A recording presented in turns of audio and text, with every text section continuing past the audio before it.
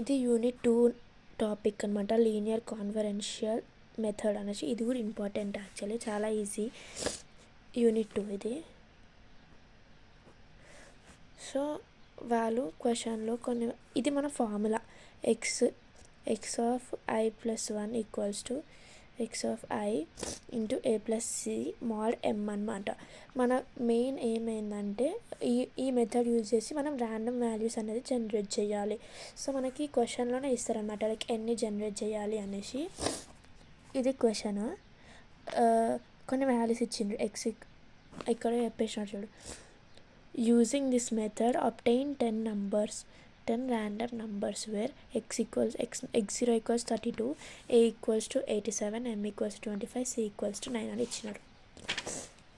First మనం i equals to 0తో start చేయాలి. i equals to 0 పెట్టి ఈ ఫార్ములా సబ్స్టిట్యూట్ చేయాలి. ఇది ఫార్ములా. సో i అంటే ఏంది 0 ప్లస్ 1 ఈక్వల్స్ టు 1 ఎక్స్ 1 అయ్యిందప్పుడు ఎక్స్ ఐ ప్లస్లో ఏముంది ఎక్స్ ఐ అంటే ఎంత, ఇప్పుడు 0, ఐ అంటే 0 కదా, ఎక్స్ 0 దగ్గర ఎంత 32 ఉంది. సో ఇంటూ ఏ అంటే 87, సి అంటే 9, మోడ్ ఎమ్ అంటే 25. సో x1 ఈక్వల్స్ టు ఇదంతా క్యాలిక్యులేట్ చేస్తే మనకి 2793 అని వస్తుంది. మోడ్ 25 అని ఉంది. సో మనకి మోడ్ అనేది పోవాలంటే ఏం చేయాలా, ఈ వచ్చిన వాల్యూ ఏదైతే 2793 ఉంది కదా బై 25 చేయాలి. ఒక వాల్యూ వస్తుంది, బై 25 చేస్తే 111.72. మనం ఎప్పుడైనా కూడా మోడ్ క్యాలిక్యులేట్ చేసేటప్పుడు ముందు డెసిమల్ పాయింట్ కంటే ముందు ఏమున్నాయో అవన్నీ 0 పెట్టేసుకోవాలి.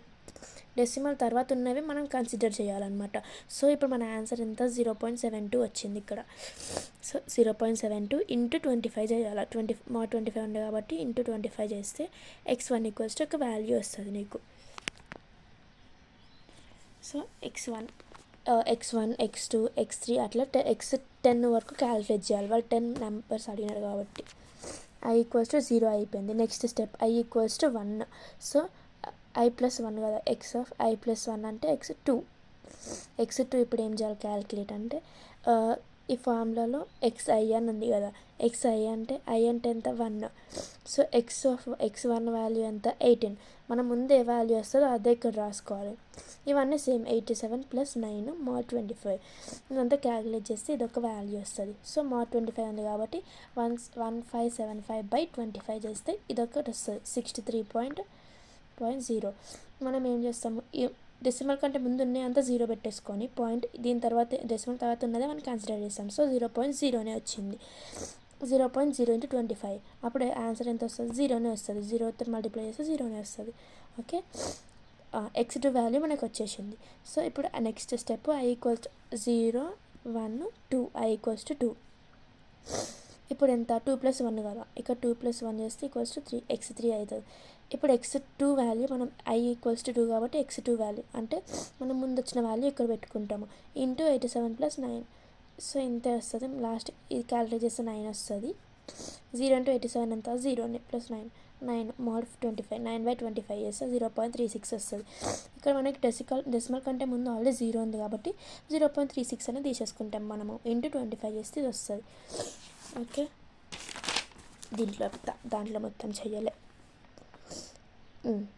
9 వరకు వచ్చేసింది. నెక్స్ట్ i ఈక్వల్స్ టు 3 అని పెట్టుకుంటాం. i ఈక్వల్స్ టు 3 అని పెట్టుకొని x4 ఈక్వల్స్ టు ముందే వాల్యూ వస్తుంది. ఒకటి అబ్జర్వ్ చేయాలి ఏంటంటే మనం ముందు ఆల్రెడీ ఒక ఎక్స్ వాల్యూ కనుక్కుంటాము, అదే నెక్స్ట్ దాంట్లో పెడతాము. ఇక్కడ 17 కదా x4, x5 దాంట్లో దాని వాల్యూ రాస్తాం 17. సో అట్లా ఇక్కడ 13 వచ్చింది x5 ఏం రాస్తాం 13. సో ఇట్లనే ఇదే ప్రాసెస్లో నువ్వు x10 వరకు కనుక్కోవాలి. i equals to 9, x equals to 10 వరకు కనుక్కోవాలి. వాళ్ళు 10 అడిగినారు కాబట్టి. కనుక్కున్న తర్వాత x1, x2, x3 వాల్యూస్ ఇట్లా వస్తాయి నీకు. x10 వరకు ఒక వాల్యూ వస్తుంది అన్నిటికీ. తర్వాత ఇది మన వాల్యూస్ కనుక్కోవడం అయిపోయింది. ఇప్పుడు తర్వాత ఏం చేయాలా, ఈ ఎక్స్ వాల్యూస్ యూజ్ చేసుకొని ర్యాండమ్ నెంబర్స్ మనం జనరేట్ చేయాలి. 10 నెంబర్స్ యూనిఫామ్ డిస్ట్రిబ్యూషన్తో ర్యాండమ్ వాల్యూస్ మనం కనుక్కోవాలి. దానికి ఇదొక formula, ui equals to xi by m. ui అంటే ఏంది, ఫస్ట్ మనం 1 నుంచి స్టార్ట్ చేద్దాం. i అంటే 1 అంటే u of 1 equals to x1 by m. x1 ఎంత 18, x1 ఎంత వచ్చింది మనకి 18 కాబట్టి 18/25. 25 అన్నిటికీ సేమ్. m అంటే మోడ్ కదా, సో మోడ్ అన్నిటికీ మనం 25 అని తీసుకున్నాం కదా.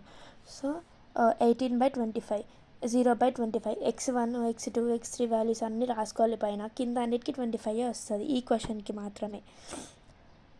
చేస్తే